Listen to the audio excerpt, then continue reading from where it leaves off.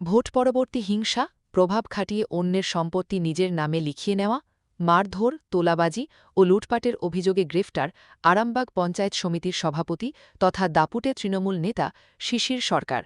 বাড়ি থেকে তৃণমূল নেতাকে পুলিশ গ্রেফতার করতেই চোর চোর স্লোগানে গ্রামবাসীরা তৃণমূল নেতাকে ডিম থেরাপি করলেন, পচা আলু ও গোবর ছুড়লেন উত্তেজিত জনতা। আরামবাগ পঞ্চায়েত সমিতিতে 2013-18 ও 2023 থেকে বর্তমান দুইবার পঞ্চায়েত সমিতির সভাপতি ও 2018 থেকে 2023 হুগলি জেলা পরিষদের সদস্য ছিলেন এই আরামবাগের দাপুটে তৃণমূল নেতা শিশির সরকার।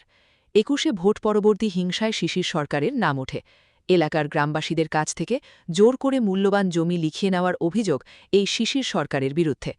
আরামবাগ থানার পুলিশ নির্দিষ্ট অভিযোগের ভিত্তিতে আরামবাগের কাপশিটের বাড়ি থেকে গ্রেফতার করতেই গ্রামবাসীরা শিশির সরকারকে লক্ষ্য করে পচা ডিম, পচা আলু ও গোবর ছোড়ে।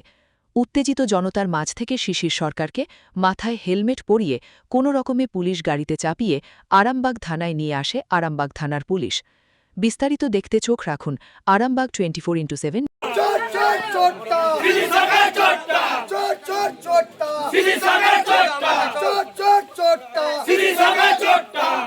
জানেন জোর করে আমাকে লিখিয়েছে, কিন্তু সেই রিপোর্ট ডিএম অফিসে আজও গেলনি। কাগজটা নামা ডিএম অফিসে আজও আমার গেলনি।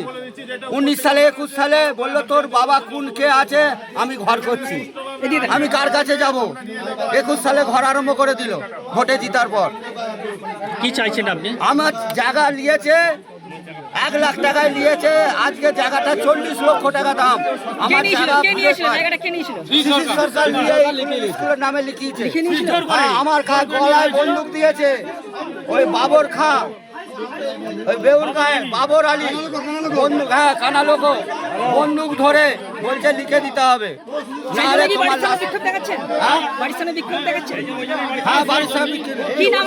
আমার নাম গোপাল পাল। উনি কি বাড়িতে আছেন? উনি কি বাড়িতে আছে? আপনারা এখন তাহলে কি চাইছেন? আমি জায়গা চাইছি, আমার জায়গা। অনেক মায়ের কোল খালি করেছে, অনেক মায়ের কোল খালি করেছে। শিশির বাবু থানা ফোন করে মানা করেছে, অচিন্ত ঘোষ আছে, শিশির বাবুর মানা আছে, কোনো কমপ্লেইন নেওয়া যাবে না। ঘোষ আছে, হ্যাঁ মারধর করেছিল, মারধর করেছিল কেন? বিজেপি করি আমরা আমাদের সোশ্যাল মিডিয়া পোস্ট করি সিভিক ভলান্টিয়ার কি করে তৃণমূল ঝান্ডা ধরতে পারে একজন প্রশাসনের লোক, সেইটা পোস্ট করেছিলাম। সেই কারণে অচিন্ত ঘোষ আছে ওদের সঙ্গে শিশির সরকারের নেতৃত্বে হসপিটাল মোড়ে লাইট লাগাতে গেছিলাম মধুবাগের এমএলএ কোটার। শিশির সরকার 50 জন লোক নিয়ে গেল, বলে বিজেপির লাইট লাগাতে দেওয়া যাবে না, এই লাইট লাগাতে দিল না। বিকেলবেলা আমাদের বিধায়ক অঞ্চল কনভেনার অঞ্জন চক্রবর্তী তৎকালীন সময় গিয়ে সবাইকে তো মেরে সবাইকে ছুটিয়ে দিয়েছে, আমাদেরকে কোনো কাজ করতে। আমার নাম সরাজ ঘোষ।